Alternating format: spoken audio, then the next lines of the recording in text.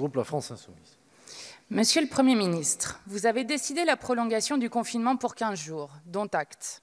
Les Français sont respectueux des consignes dans un moment de péril sanitaire. Les inégalités, elles, ne sont pas confinées. 4 millions de personnes sont mal logées, 1,3 million vivent dans des logements indignes. Pour eux, le confinement forcé, c'est la prison. Le confinement, c'est aussi l'explosion des violences intrafamiliales que subissent essentiellement les femmes et les enfants. Dès le début de ce moment exceptionnel, nous avions des craintes vis-à-vis de vos prises de décision. Nous espérions être démentis, vous les avez confirmées. En effet, l'aveuglement capitaliste qui vous a toujours guidé, lui, n'est pas confiné.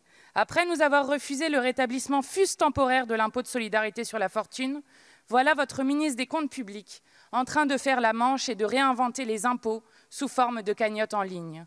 À lire le contenu de vos ordonnances qui attaquent le droit du travail et des libertés fondamentales, on se demande ce que vous faites. Plutôt que de préparer la sortie du confinement, ne seriez-vous pas en train de poser les jalons d'un nouveau choc néolibéral? Notre inquiétude grandit, Monsieur le Premier ministre. Avez-vous pensé l'après? Préparez-vous le long processus qui va s'ouvrir, celui du déconfinement. Pour cela, pas d'autre solution que de tester, et ce, de manière massive, toute la population. Et il faut d'ores et déjà le faire maintenant pour toutes les personnes qui travaillent. Combien de tests manquent-ils? Quelles sont nos capacités de production? Pourquoi refusez-vous l'aide des laboratoires vétérinaires qui vous la proposent depuis 2 semaines et pourraient produire des centaines de milliers de tests? Il nous faudra confiner les malades séparément. Quelles sont les capacités d'hébergement disponibles? Autant de questions sans réponse. Le monde d'après se bâtit maintenant. La bifurcation est commencée sur d'autres bases, avec d'autres principes, d'autres moyens. Les mots du monde d'après sont simples. Souveraineté populaire, planification, réquisition. Vous assénez que vous ne laisseriez personne dire qu'il y a eu du retard sur les mesures de confinement. Nous le disons. Oui, il y a eu du retard à l'allumage. Et si rien n'est anticipé, nous vous dirons bientôt, et les millions de Français avec nous, qu'il y a eu du retard sur les mesures de déconfinement. La parole est à Monsieur Olivier Véran, ministre des Solidarités et de la Santé. Je suis désolé, Madame Panot, je n'ai pas compris le sens général de votre question. À la fin, sincèrement, hein, est-ce que vous souhaitez que nous déconfinions plus tôt le pays, mais pour des raisons économiques? Enfin, je n'ai pas compris. Je vous assure, j'ai essayé de comprendre, je n'ai pas compris.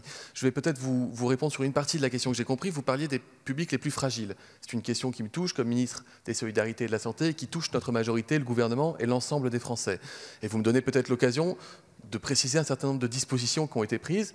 On ne va pas parler du CAC 40, Mme Panot, on va parler des gens qui sont fragiles, qui sont précaires et qui sont parfois percutés encore plus durement par une épidémie comme celle du coronavirus, pour des conditions de logement précaires, pour des conditions d'isolement ou de revenus qui sont extrêmement faibles. Vous dire que nous avons prolongé le bénéfice des minima sociaux sans condition pour les bénéficiaires sur une durée allongée, de temps de voir venir la fin de l'épidémie, afin que personne ne se retrouve privé du RSA, privé de l'AAH, privé de toutes les allocations sociales. Vous dire également que nous avons prolongé la trêve hivernale qui devait s'arrêter le 31 mars au 31 mai, ce qui offre une garantie de protection pour des gens qui sont sans abri, par exemple, ou qui sont dans des hébergements précaires ou en difficulté pour payer leur loyer.